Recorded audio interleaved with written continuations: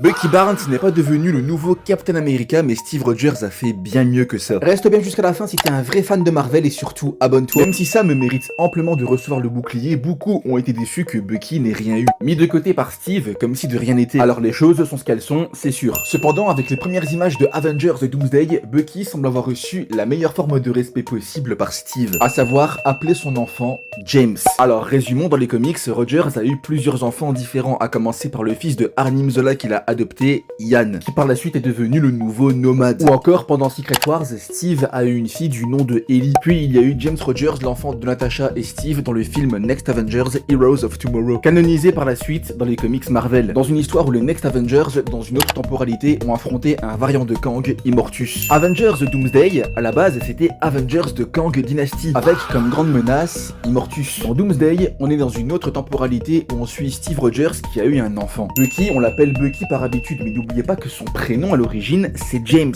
L'idée, c'est qu'à défaut, si on peut dire que Steve ait donné le bouclier à Sam pour préserver l'héritage de Captain, un héritage pur, Steve a appelé son fils James le vrai prénom de Bucky en hommage à tout ce qu'il y a eu entre eux, mais avec Peggy. Car avant d'être le soldat de l'hiver ou encore Bucky, il s'agit de James, quelqu'un d'humain à qui on a volé son humanité et qui depuis fait tout pour la récupérer. Et ce bébé, James, symbolise cet avenir meilleur en qui Steve croit profondément, comme il a toujours cru en Bucky. Là où on a en face un Fatalis dont le nom prend directement ses racines avec la définition de fatalité, qui lui ne va pas croire en l'avenir, il va le créer. Alors qu'est-ce qui vaut mieux, que Steve donne le bouclier à Bucky et que Captain America ait donc du sang sur les mains, ou alors que Steve prenne la responsabilité d'appeler son fils comme son meilleur ami qui a un lourd passé, à savoir James, mais à travers qui il pourra voir quelqu'un devenir bien car il a toute la vie devant lui, en référence à James Buchanan Barnes. C'est une autre étape concernant le retour du vrai prénom de Bucky, à savoir James, après son élection au Congrès. Il est devenu un exemple à suivre de bien des façons. D'ailleurs, si cette théorie est avérée, chronologiquement parlant, Steve a d'abord pensé à Bucky en appelant son fils James